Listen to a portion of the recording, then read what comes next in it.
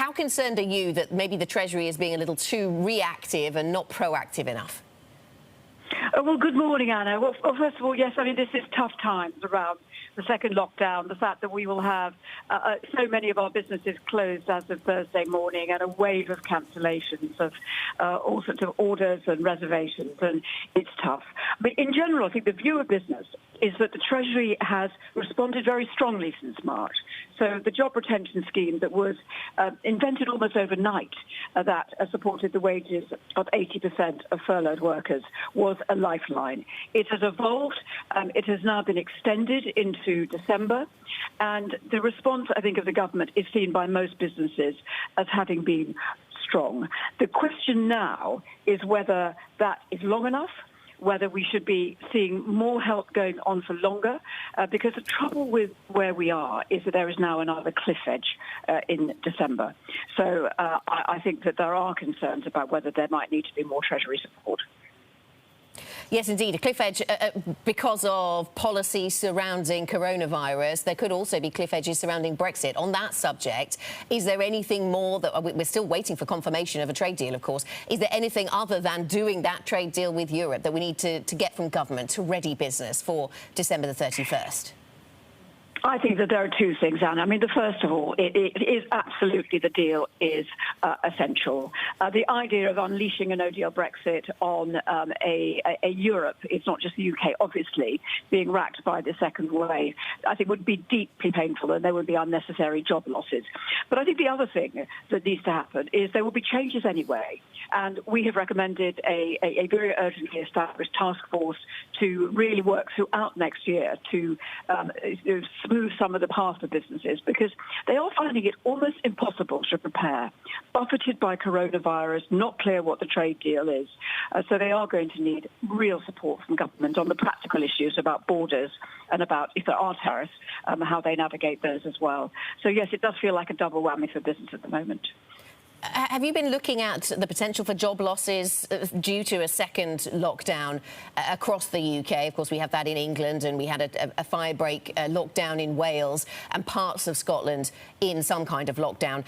Are you assessing how many jobs could be lost over the winter as a result?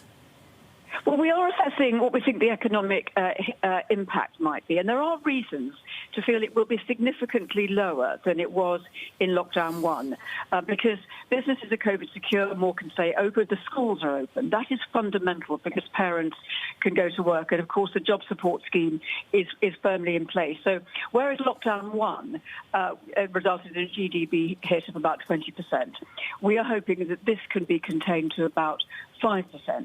And that means significant opportunities to protect jobs.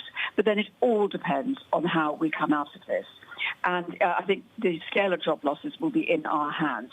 If there is a short, sharp lockdown till December, I think that businesses will be able to see themselves through, and Christmas is a very important trading season. And the crucial thing then is how we have the exit plan from this, because businesses will plan accordingly. So I think it's in our hands. We are hoping it's going to be significantly less severe than lockdown one.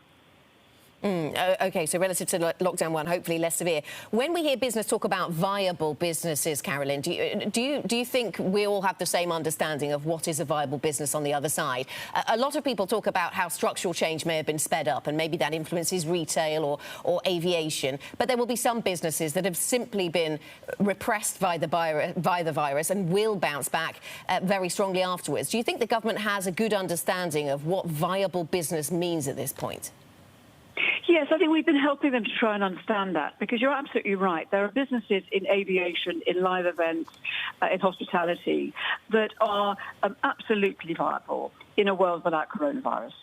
And that's why we have argued so strongly for protection programs to build that bridge to growth. There are structural changes, and I think you are seeing actually a terrific amount of innovation. Retail is an example. The shift to, there's been a doubling of usage of e-commerce over this period. And I think some of that is permanent. So this is a time for restructuring. You are seeing it across retail. But it doesn't mean that jobs have been created as well. And so one of the things we need to see are ways that we can really help people to move from one sector to another through retraining.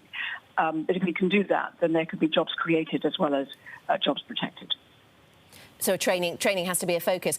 Do you think that businesses have confidence in the government's test and trace system, Carolyn? Or do you think that businesses are increasingly taking matters into their own hands and setting up their own testing and tracing capabilities? Test and trace has been enormously frustrating. I mean, we have a great sympathy with the government. The capacity is now 500,000 tests a day. That is a huge growth. But nonetheless, it is not working well enough to be able to, I think, isolate the isolation as much as anything. So there is a game changer in town now, which is the rapid test, the 15-minute turnaround test. There are two versions, Flow and Lamb, and we are seeing actually Liverpool rolling out these tests actually imminently. Because if you can test everybody regularly, actually businesses can return to normal. Many of the businesses that are closed can open again. So we are very supportive of the government's initiative here. And yes, businesses will help to make these work. It is so much in their interest. So that is a plan B, I think, while we wait for the vaccine, which we are all hopeful about.